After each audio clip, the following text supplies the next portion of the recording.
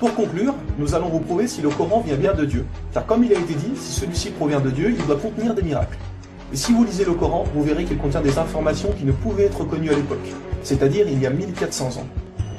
Mohamed était un homme qui vivait en plein milieu du désert d'Arabie, là où la technologie n'existait pas. À cette époque, il n'y avait pas d'électricité, aucun appareil électronique, rien de tout ça. Les gens vivent de la terre, se déplacent en chameau.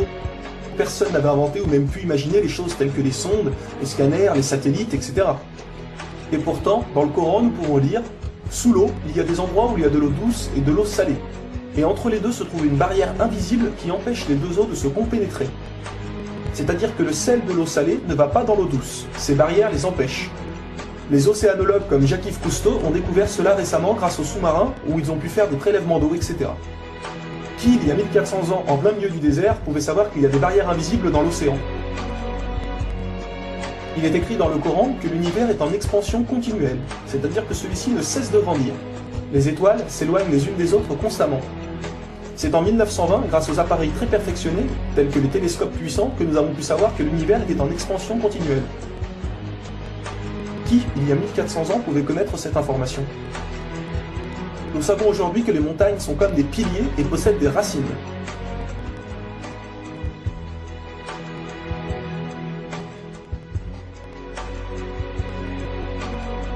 Sans les montagnes, il y aurait très fréquemment des tremblements de terre. Nous savons grâce aux récentes découvertes qu'elles servent à la stabilisation de l'écorce terrestre. Qui, une nouvelle fois, il y a 1400 ans, pouvait savoir que les montagnes étaient ancrées comme des piliers et que ceux-ci servaient à la stabilisation de l'écorce terrestre? Il est écrit dans le Coran que Dieu a créé les 7 cieux et la terre par le même nombre, c'est-à-dire 7. Nous connaissons aujourd'hui, grâce aux sondes qui vont sous terre, que la planète possède 7 couches terrestres. Le noyau interne solide, le noyau externe liquide, la couche D, le manteau inférieur, puis le manteau intermédiaire, le manteau supérieur et la lithosphère. Qui, il y a 1400 ans en plein milieu du désert, pouvait savoir que la Terre possédait 7 couches? Il était impossible de connaître cela sans la technologie récente. Il est aussi mentionné que les plantes ont des sexes, mâles et femelles. La découverte de la sexualité des plantes fut réalisée par Rudolf Jacob Comnenarius entre 1660 et 1720. Le Coran explique étape par étape l'embryologie, c'est-à-dire comment un enfant se développe dans le ventre de sa mère. Le professeur Ketmour, qui a aussi le prix Nobel au Canada de l'embryologie, a confirmé que cela se passait exactement comme indiqué dans le Coran, et a affirmé que ces faits ne pouvaient être connus il y a 1400 ans, et que par conséquent, ces informations avaient été révélées à Mohamed par Dieu. Un exemple, le Coran explique qu'à un moment, le fœtus a la forme d'une sangsue dans le ventre de sa mère. Et si on regarde les images des scanners, nous nous rendons compte que l'embryon a exactement la forme d'une sangsue et qu'il s'accroche à une paroi du corps comme le fait une sangsue. Le mot le plus adapté pour décrire cela est sangsue. Vous voyez comment les versets coraniques s'accordent parfaitement avec la science d'aujourd'hui? Pour savoir cela, il a fallu attendre l'arrivée de scanners, de caméras, etc. Qui, il y a 1400 ans, pouvait décrire en détail les étapes de l'embryologie?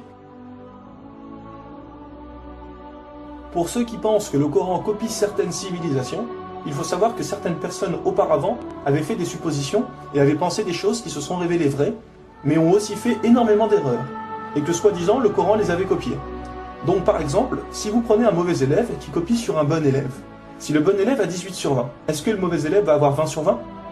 Non, bien sûr que non, car le mauvais élève aura copié les bonnes comme les mauvaises réponses, donc il aura aussi 18 sur 20. Alors si soi-disant le Coran copie les civilisations ou peu importe, comment se fait-il que le Coran extrait le vrai du faux? De plus que ces quelques civilisations ne faisaient que des suppositions. Or Mohamed affirme être sûr de tout ce qu'il dit. Le Coran contient plus de 500 versets dus à la science, sans aucune erreur ou contradiction. Et la technologie d'aujourd'hui ne vient pas contredire, mais confirmer tous les versets un par un du Coran.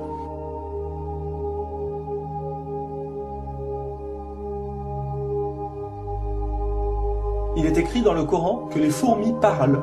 Nous l'avons confirmé en 2009 grâce aux appareils auditifs puissants. Un homme ne peut entendre ces bruits à l'oreille nue comme ça.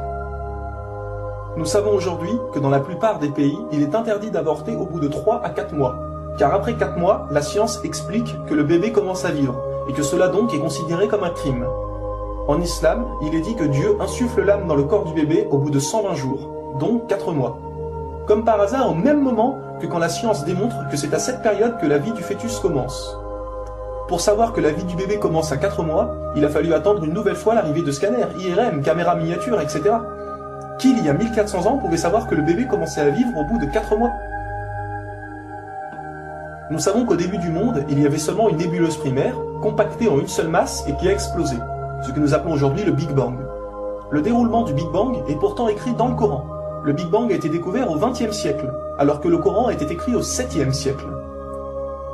Le Coran affirme que ce sont les abeilles femelles qui ramassent le pollen des fleurs. Pourquoi le Coran ne parle que des femelles et non des mâles?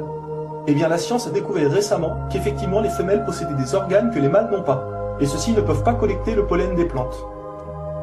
Encore et toujours, qui pouvait savoir il y a 1400 ans que les mâles n'ont pas les organes nécessaires pour le prélèvement du pollen? Il y a longtemps, les gens pensaient que la Terre était plate. Ce n'est qu'en 1577 que Francis Drake fait le tour de la planète et prouve que celle-ci est ronde. Le Coran, environ 1000 ans plus tôt, affirme que la Terre est ronde, mais ne s'arrête pas à ça. Pour donner un exemple, il est dit que la Terre ressemble à un œuf, mais pas n'importe quel œuf, celui d'une autruche. Et si vous regardez un œuf d'autruche, vous verrez qu'il n'est pas tout à fait rond, mais qu'il est aplati en haut et en bas. Celui-ci est de forme géosphérique. Et nous savons aujourd'hui que la Terre non plus n'est pas tout à fait ronde, mais qu'elle est aplatie au niveau des pôles. Et donc qu'elle est également de forme géosphérique. Qui, il y a 1400 ans, pouvait savoir que la planète Terre était géosphérique? Il a fallu attendre les satellites pour sortir de la Terre pour se rendre compte de cela. Soyons honnêtes, qui, il y a plus d'un millénaire, pouvait faire toutes ces affirmations, sans aucune technologie? Rendez-vous compte, à cette époque-là?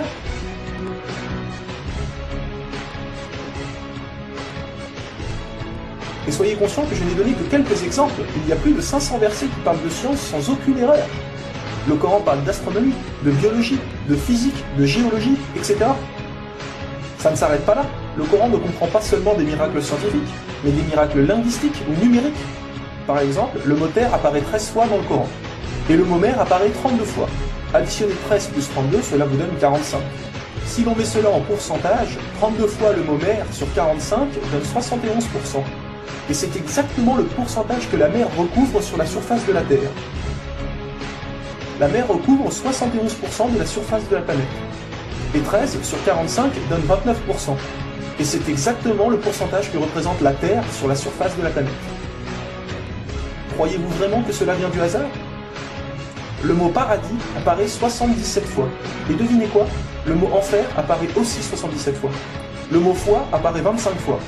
Le mot mécréance apparaît 25 fois. Le mot dunya, qui signifie le monde d'ici-bas, apparaît 115 fois. Akira, qui signifie le monde de l'au-delà, apparaît 115 fois. Le mot ange, 88 fois. Le mot diable, 88 fois. Les hommes, 23 fois. Les femmes, 23 fois. La vie, 145 fois. La mort, 145 fois. Bonne œuvre, 167 fois.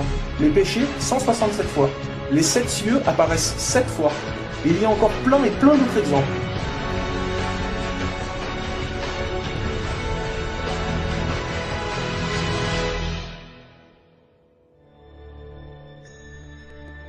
Le Coran est d'une beauté incomparable. Dans la langue originale, c'est-à-dire en arabe, environ la moitié du Coran rime. Le Coran contient des palindromes. Un palindrome est un mot qui veut dire la même chose si on le dit à l'envers. Par exemple, Bob, à l'envers, vous aurez toujours Bob. Ou kayak, à l'envers, vous aurez toujours kayak. Un mot comme ça peut se trouver, mais une phrase entière, cela est quasiment impossible. Ou alors votre phrase ne voudra rien dire. Mais non, le Coran possède des phrases entières en palindrome, et ces versets ont un sens très profond. Le Coran ne possède aucune contradiction ou erreur. Je vais donner un dernier exemple avant de conclure. Vous allez vous rendre compte de l'extraordinaire précision du choix des mots. Dans un verset, Dieu dit qu'il n'a pas doté l'homme de 2 cœurs. Pourtant, un peu plus loin, Dieu parle aussi des femmes. Alors pourquoi il ne dit pas « je n'ai pas doté l'être humain de 2 cœurs » ? Pourquoi ne parle-t-il que des hommes, puisque les femmes sont mentionnées après? Quand nous lisons tout le passage, nous nous rendons compte que Dieu ne parle pas au sens littéral, mais au sens figuré. Il explique que l'homme ne peut pas être croyant ou non-croyant, c'est l'un ou l'autre, les deux ne peuvent pas coexister. Ou on a la foi, ou on l'a pas. Mais si nous prenons ce verset au sens littéral, est-ce vrai? Oui, bien sûr, l'homme ne possède qu'un seul cœur. Mais pour les femmes, elles peuvent être enceintes, n'est-ce pas? Et quand elles sont enceintes, combien de cœurs possèdent-elles? Vous vous rendez compte de ça? Si Dieu avait mis l'être humain au lieu du mot homme, un petit malin aurait pu dire « Hé, il y a une contradiction. Si on prend cette phrase au sens littéral, la femme peut avoir 2 cœurs quand elle est enceinte. » Mais non, même au sens littéral, cette critique est impossible. Que ce soit au sens littéral ou figuré, le Coran est inattaquable. Rendez-vous compte de la précision des mots. Il y a encore plein d'autres choses, mais cela prendrait énormément de temps de tout mentionner. Si cela vous intéresse, il existe de nombreuses conférences réalisées par des savants qui ont été filmées et qu'on peut trouver sur internet, telles que la parole divine de Nouman Ali Khan. Vous avez bien la preuve que le Coran ne peut que venir de Dieu et non d'un être humain.